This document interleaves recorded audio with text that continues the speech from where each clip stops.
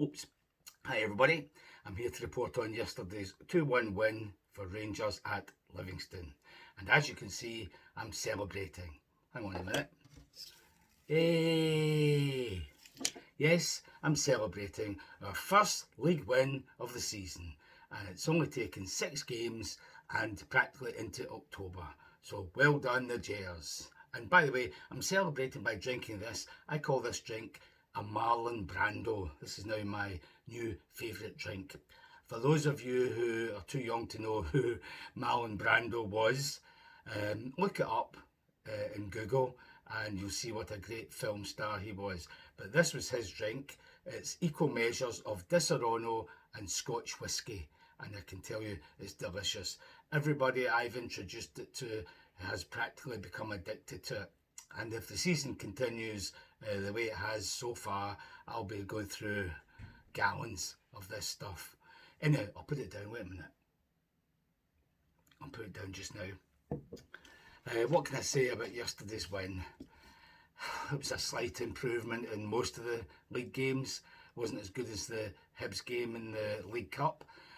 First half especially was a slight improvement, but it's still nowhere near where we should be, how we should be playing, how easily we should be beating teams like Livingston, home or away. You must say, for once the manager actually got his team selection correct, so there's a step forward. He managed to pick the correct team with guys on the whole playing in their proper positions, so at least that was something. But what can I say about the actual performance? It was just same old, too slow, pedestrian, all that dodgy passing it out from the back, especially in the first 10 minutes when Livingston were showing great energy and determination and were kind of pouncing on us, zooming in on us when we had the ball, and it always looked as if we were a mistake away from losing a goal due to this passing out from the back amongst people who can't actually do it properly. It's supposed to be going forward. When the opposition are rushing in on you, you're supposed to be passing it beyond them and leaving them behind, not desperately trying to pass it to the side so that another player comes under pressure when one of the opposition presses them. So now, that's never going to change under this manager. We just want rid of him. It says everything about his status amongst the support when we score a 94th minute winner and the whole Rangers end starts singing Russell, Russell, you know what. I think he heard it. He went up the tunnel pretty quickly. So if you score a last minute winner and there's no reprieve for your manager, you know how bad he's been and how angry the fans are and how much they want rid of you. I challenge anybody to tell me any time in history by any club's fans when that has happened before, when they score a 90 odd minute winner and the fans still show their hatred for their manager. But that's what happened yesterday. So now, the game itself, after the first 10 minutes, we actually started dominating, plenty of possession as usual, more forward passes maybe than in the normal games, bit more energy, bit more speed at times, but it wasn't continuous. It was just spells, the odd move where you think that's how it should be done. So that was something at least, and that saw us into a 1-0 lead by half time. Nice goal. The gas man chipped it to the far post. He sort of overhit it really, and the Ant Man was on the end of it and he volleyed it nicely, cushioned volley into the 6-yard box, and there was Tavernier of all people to kind of hook it into the net. So good finish, good goal, 1-0 up. We had been dominating, that should have been the end of it. After that, we got a penalty. Oh, big surprise. VAR actually gave us a penalty when Raskin was pulled by the back of the jersey. I thought they wouldn't give it, but they could hardly avoid it after the decisions we've been getting. So, penalty, that should have been the game finished, but no. Tavernier, unlike him, hits it straight up the middle. The goalie dives to the right, hits his foot and bounces away, and they're calling that a great save. He was diving to the wrong end of the goal, just by luck it hit his foot. So anyhow, should have been 2-0, still 1-0. We had another chance, at some point there. I can't even remember who it was. Somebody should have scored. I know who it was. It was Miovski, one of his few chances when he's only got the goal to beat, and he put it over the bar, leaning back. He should have put it into the net. When you see it again on TV, what's his name, Wilson, the ex-Rangers player, Danny Wilson, he actually grabs him by the arm, the top of the arm, pulls him, or tries to pull him back. He didn't really, but he grabbed him by the top of the arm. I don't know if that put him off, but he skied it anyhow. It should have been in the net, even with the foul, which we didn't get, obviously. I think that was before the penalty, so maybe they looked at that and thought, maybe we should have given that. But anyhow, should have got in 3 or 4 nothing up. Most people would be reasonably satisfied, and then come out for the second half, and it's back to the dire stuff of before. Less pace, less energy, more passing across and back the way, all the usual stuff. Hardly any chances being made.